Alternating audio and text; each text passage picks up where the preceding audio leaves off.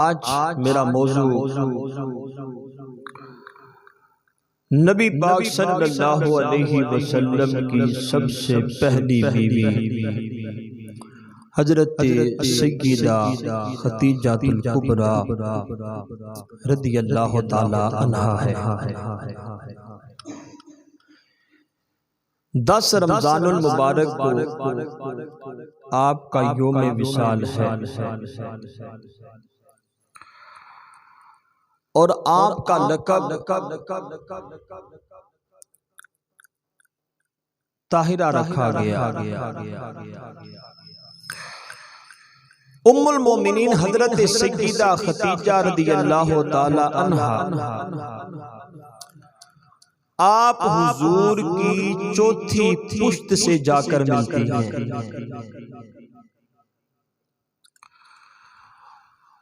और कुरैश के अंदर आप सबसे ज्यादा अमीर तरीन खतून थी। वाक़या फील से 15 बरस पहले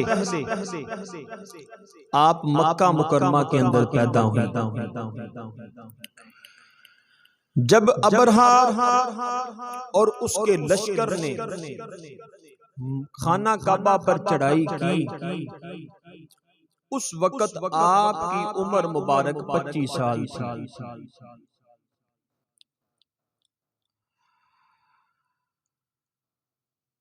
पच्चीस साल की उम्र के अंदर उस वक्त जो आपका शोहर था उसका नाम अबू हाला बिन बनाश तमीमी था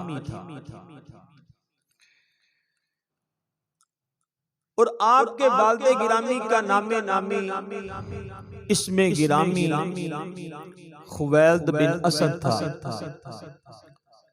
जो कुरैश और मक्का के अमीर तरीन शख्स थे। हर शख्स आपको एक निगाह मोहब्बत की देखता था। एक रवायत के अंदर आता है कि आपने अपनी जिंदगी के अंदर तमाम जायदाद सय्यदा खतीजातुल कुबरा रदियल्लाहु ताला अन्हा आपके सुपुर्द कर दी थी और फिर आप इसी हालत के अंदर इस दुनिया फानी से इंतकाल फरमा गए थे। हजरत सय्यदा खतीजा रदियल्लाहु ताला अन्हा ये बहुत ही नेक औरत थी, क्योंकि आपके घर के अंदर कोई फजूल लग़वियात बातें नहीं होती थी और इसी बेहतरीन माहौल के अंदर आपकी परवरिश हुई। यही वजह है कि ज़माना जाहिलियत के अंदर आपको ताहिरा का लक़ब दिया गया, क्योंकि आप एक अमीर घराने के साथ ताल्लुक रखती थी और आपके अंदर सखावत का जज्बा बहुत ज्यादा था। जब आपके वालिद गिरामी और आपका दूसरा शोहर फोत हो गया, आपने तिजारती सरगर्मियों के अंदर हिस्सा लेना शुरू कर दिया। अपने बच्चों की कफालत भी करती, उनकी देखभाल का ख्याल भी करती और बचपन ही से आपको बुतों से बड़ी नफरत थी। आपके पास जितनी भी जायदाद थी उसमें से कसीर अल्लाह की राह में खर्च करती थी। आपका एक चचा जात भाई था वर्का बिन नौफल, ये तौरात और अंजील का इल्म रखता था।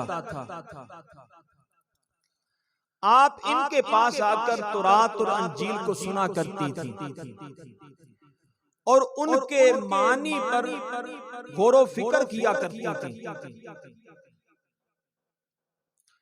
और आपकी जिंदगी का अक्सर वक्त खाना काबा के अंदर गुजरता था, वहां पर बैठकर अल्लाह की इबादत करती रहती थी।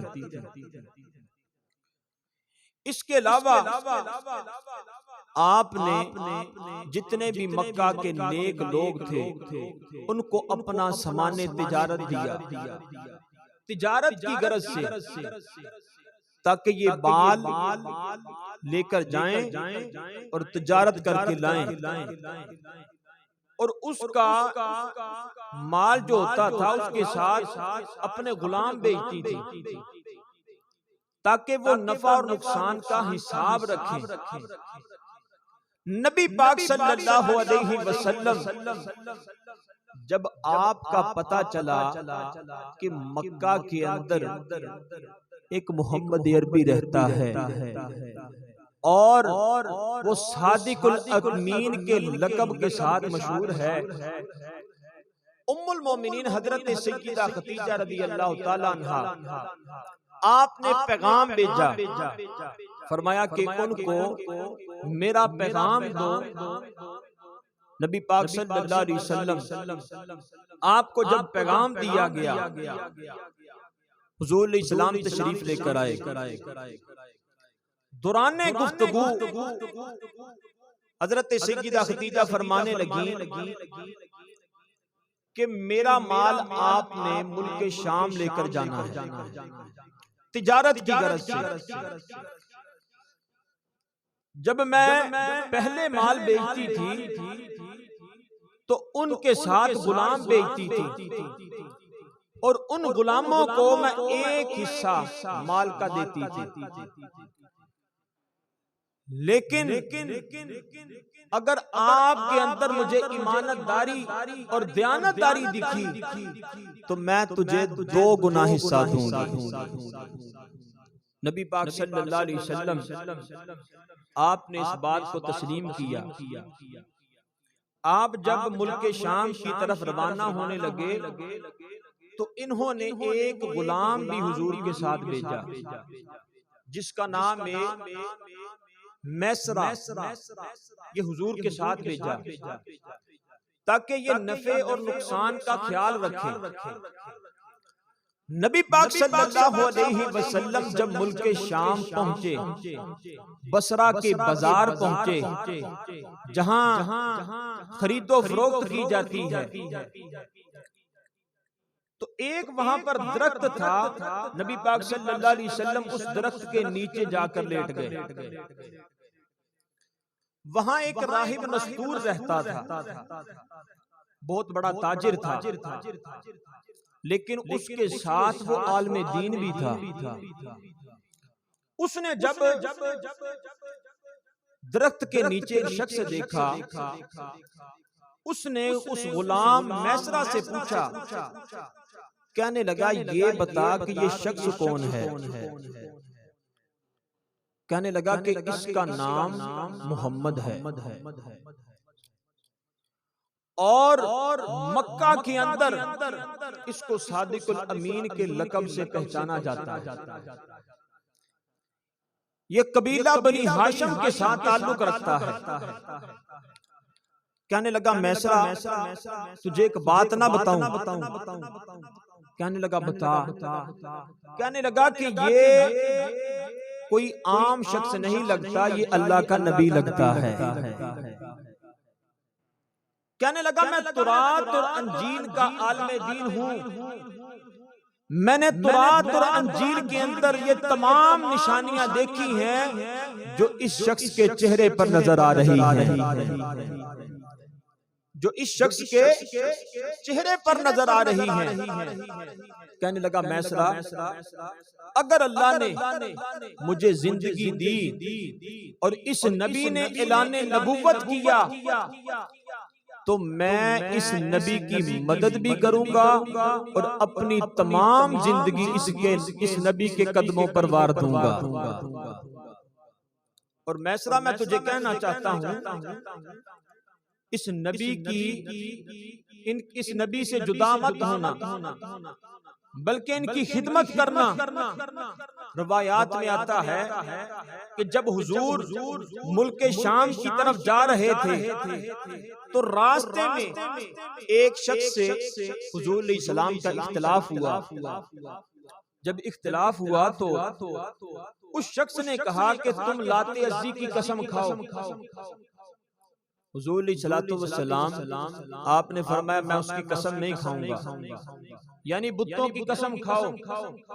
फरमाया मैं हरगिज उसकी कसम नहीं खाऊंगा, वो मेरा सबसे बड़ा दुश्मन है। अब वो मैसरा को एक साइड पर ले गया, कहने लगा ये बता इस शख्स का ताल्लुक कहीं मक्का हरम के साथ तो नहीं है? कहने लगे हाँ इसका ताल्लुक हरम के साथ ही है। कहने लगा फिर ये कोई आम शख्स नहीं है, ये अल्लाह का नबी है। अब मैसरा के पास दो गवाही मौजूद हो गई, एक नस्तूर राहिब की और एक ये शख्स की। मैसरा गुलाम कहते हैं कि जितने भी लोगों के साथ हुजूर की मुलाकात हुई, ना हुजूर ने किसी की कसम खाई, ना किसी के साथ झूठ बोला, ना किसी की गीबत की। फरमाया ईमानदारी और दयानतदारी का सबूत दिया। जब हुजूर अलैहिस्सलाम मुल्क शाम से वापस मक्का की तरफ आने लगे तो शाम के लोग आपको तारीफ के कलिमा से याद कर रहे थे। आपका इतना उम्दा इखलाक था। फरमाते हैं जब हमारी वापसी मक्का की तरफ हुई तो रास्ते में एक मकाम है जिसे मरउल ज़ुहर कहा जाता है, वहां पर हमारा काफिला रुका। वहां पर हमारा काफिला रुक गया। फरमाते हैं उस काफिले के अंदर हजरत सय्यदना सिद्दीक़ अकबर रज़ियल्लाहु ताला अन्हु भी मौजूद थे। हजरत अबू बकर सिद्दीक रज़ियल्लाहु ताला अन्हु आप मैसरा से कहने लगे कि आप इस तरह करें, किसी गुलाम की ड्यूटी लगाएं कि वो हजरत सय्यदा खदीजा रज़ियल्लाहु ताला अन्हा आपको जाकर ये पैगाम दें कि हमारा काफिला वापस आ रहा है। अब मैसरा गुलाम कहने लगे कि मोहम्मद अरबी को भेज देते हैं, क्योंकि आप अभी बच्चे थे, इतनी उम्र नहीं थी। अबू जाल कहने लगा ये तो बच्चे हैं जिनका तुम नाम ले रहे हो, लेकिन मैसरा गुलाम कहने लगा ये देखने में बच्चे नजर आ रहे हैं लेकिन अकल के बड़े पुख्ता हैं। अब हुजूर सल्लल्लाहु अलैहि वसल्लम ऊंट पर बैठे और मक्का की तरफ रवाना हुए।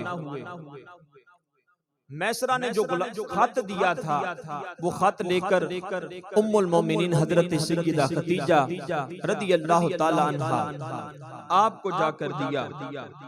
जब वापस आ रहे थे तो आपको ऊंट पर बैठे हुए ऊँग आ गई। अल्लाह ताला ने जबरील अमीन को हुक्म दे दिया, फरमाया जबरील चले जाओ, जाकर महबूब अलैहिस्सलाम के ऊंट की महार को सीधा कर दो। नबी पाक सल्लल्लाहु अलैहि वसल्लम ऊंट के ऊपर सोए हैं, जबरील अलैहिस्सलाम आए, ऊंट को सीधा कर दिया। अब वो ऊंट उस काफिले के पास पहुंच गया। उसके पहुंचते कुछ देर हो गई। अबू जाल कहने लगा मैसरा मैंने तुझे कहा था कि वो बच्चा है, वो भूल जाएगा। मैसरा गुलाम कहने लगे मैं भी परेशान हो गया कि लगता ऐसे ही है कि बच्चा था, भूल गया होगा। थोड़ी देर गुजरी, हुजूर अलैहिस्सलाम तशरीफ लेकर आ गए। अबू जाल देखता रह गया। रवायात के अंदर आता है उम्मुल मोमिनीन हजरत सय्यदा खदीजा रज़ियल्लाहु ताला अन्हा आप फरमाती हैं जब हुजूर अलैहिस्सलाम मुझे खत देने के लिए आ रहे थे, मक्का के अंदर दाखिल हुए तो मैं एक बाला खाना के अंदर तशरीफ फरमा थी। मैंने क्या देखा कि इनके ऊपर बादलों ने साया किया हुआ है।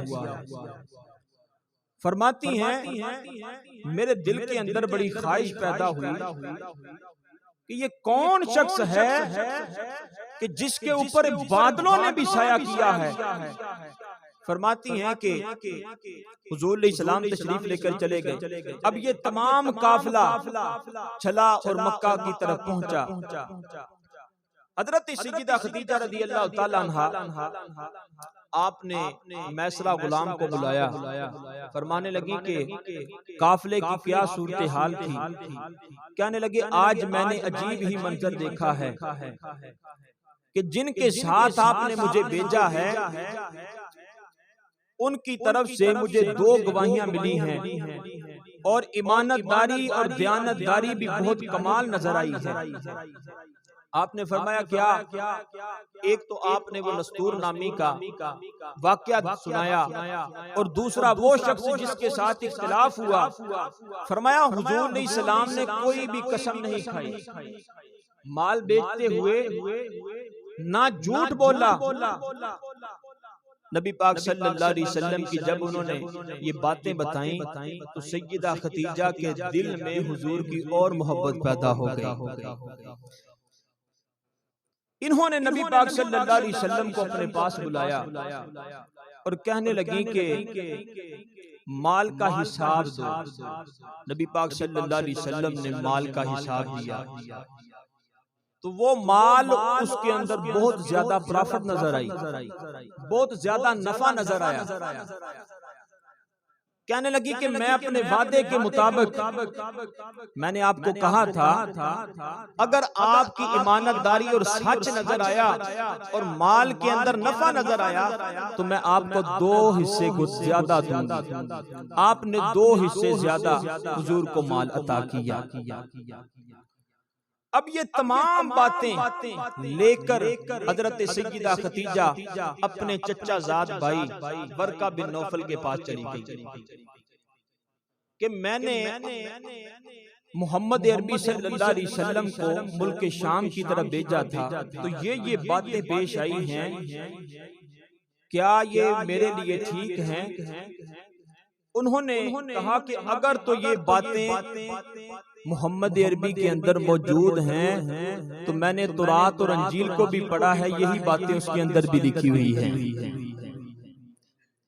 ये बातें उसके अंदर भी लिखी हुई हैं। कहने लगी इसकी ताबीर क्या है? और एक रवायत के अंदर आता है सय्यदा खदीजातुल कुबरा रज़ियल्लाहु ताला अन्हा आप फरमाती हैं मैं सोई हुई थी तो मैं क्या देखती हूँ कि मेरा घर अल्लाह के नूर से चमक रहा है। मक्का के तमाम घरों में ये वाहिद घर था जो मैं देख रही थी, वो चमक रहा था, बहुत खूबसूरत लग रहा था। फरमाती हैं कि इसकी ताबीर भी मैंने अपने चचा जाद भाई बरका बिन नौफल से पूछी तो वो कहने लगे इसकी ताबीर ये है कि नबी पाक सल्लल्लाहु अलैहि वसल्लम के साथ आपकी शादी होगी। अब सय्यदा खदीजातुल कुबरा आपके दिल में और हुजूर की मोहब्बत बढ़ गई। नबी पाक सल्लल्लाहु अलैहि वसल्लम की जब आपने ईमानतदारी देखी, दयानतदारी देखी, अब पहले 2 शादियां हो चुकी थी लेकिन बड़े बड़े अमीर लोग, बड़े बड़े मालदार लोगों ने हजरत सय्यदा खदीजा की रिश्ते की बात की लेकिन आपने तमाम को ना कर दी थी। जब हुजूर की ईमानतदारी और दयानतदारी देखी तो दिल के अंदर शादी की ख्वाहिश पैदा हुई। हुजूर सलाम की फूफी हैं हजरत सफिया, इनकी तरफ हजरत सय्यदा खदीजा का जो भाई था वो इनके साथ निकाह हुआ था। ये अपनी फूफी के पास चली गई, जाकर कहने लगी कि आप हुजूर सलाम को मेरा पैगाम दें कि मैं उनके साथ शादी करना चाहती हूँ, उनके साथ निकाह करना चाहती हूँ। हजरत सफिया रदी अल्लाह ताला अन्हा हुजूर सलाम की बारगाह में चली गई। नबी पाक सल्लल्लाहु अलैहि वसल्लम आपको जाकर कहा कि या रसूलल्लाह सल्लल्लाहु अलैहि वसल्लम, कौन सी ऐसी चीज है जो आपको निकाह करने से रोकती है? हुजूर सल्लल्लाहु अलैहि वसल्लम ने फरमाया कि मैं तो एक गरीब आदमी हूं, मेरे पास माल नहीं है। आप फरमाने लगे कि अगर माल हम कफालत कर दें। हुजूर इस्लाम ने फरमाया वो कौन सी औरत है? कहने लगी हुजूर वो सैयदा खदीजातुल कुबरा रज़ियल्लाहु ताला अन्हा। हुजूर ने फरमाया वो कैसे होगा? कहने लगी कि ये मामला आप मुझ पर छोड़ दें। इतने में नबी पाक सल्लल्लाहु अलैहि वसल्लम अपने चचा अबू तालिब के पास गए और उनको ये बात बताई। हजरत अबू तालिब रज़ियल्लाहु ताला अन्हु कहने लगे कि अगर ये निकाह आप कर लोगे तो लोगों की नजरों के अंदर आपकी इज्जत बढ़ जाएगी। जो दीन के आप काम करते हैं इनके अंदर बहुत ज्यादा बुलंदी मिलेगी। अब हुजूर सल्लल्लाहु अलैहि वसल्लम ने जब अपने चचा जाद से मशवरा कर लिया, इधर हजरत सफिया हजरत खदीजा के पास चली गई। उन्होंने जाकर हुजूर का वो पैगाम दिया कि मैं तो एक गरीब घराने के साथ ताल्लुक रखता हूं। कहने लगी आप हुजूर को बताएं कि वो फलां दिन निकाह करने के लिए तशरीफ लेकर आ जाए। नबी पाक सल्लल्लाहु अलैहि वसल्लम आप भी अकेले नहीं गए बल्कि अपने चचा जाद अबू तालिब और हजरत अमीर हमजा रज़ियल्लाहु ताला अन्हु आपको साथ लिया और उनके घर के अंदर तशरीफ लेकर चले गए। हजरत सैयदा खदीजातुल कुबरा रज़ियल्लाहु ताला अन्हा आपके साथ हुजूर का निकाह हुआ। फिर हुजूर ने सलाम अपने घर के अंदर तशरीफ लेकर आए। नबी पाक सल्लल्लाहु अलैहि वसल्लम की उम्र मुबारक 25 साल थी, लेकिन सैयदा खदीजातुल कुबरा रज़ियल्लाहु ताला अन्हा आपकी उम्र मुबारक 40 साल थी। देखिए आज हमने अपने रिश्तों को कितना मुश्किल कर लिया है कि आज सबसे पहले लड़की वाले लड़के को ये देखते हैं कि इसके पास गाड़ियां कितनी हैं, इसके पास कितनी जायदाद है, और लड़के वाले लड़की की तरफ देखते हैं कि इन्होंने बच्ची के नाम कितने प्लाट करवाए हैं, कितना जहेज देंगे। लेकिन कुर्बान जाएं दो जहानों के सरदार रहमतुल लिल आलमीन जिनको अल्लाह ने नबी बनाकर भेजा है, घर के अंदर कोई चीज मौजूद नहीं है, लेकिन वो निकाह का पैगाम भेज रही हैं जो अरब की मलका हैं और सबसे बड़ी ताजरा हैं। तो मेरे दोस्तों बुजुर्गों, मैं नौजवानों को ये पैगाम देना चाहता हूँ, आज अगर हम भी अपनी सीरत को हुजूर सलाम की सीरत जैसा बना लें, अपने लिबास को, अपने चेहरे को, अपने सर को, तो देखिए रिश्ते आपकी तरफ खुद ब खुद माइल होंगे।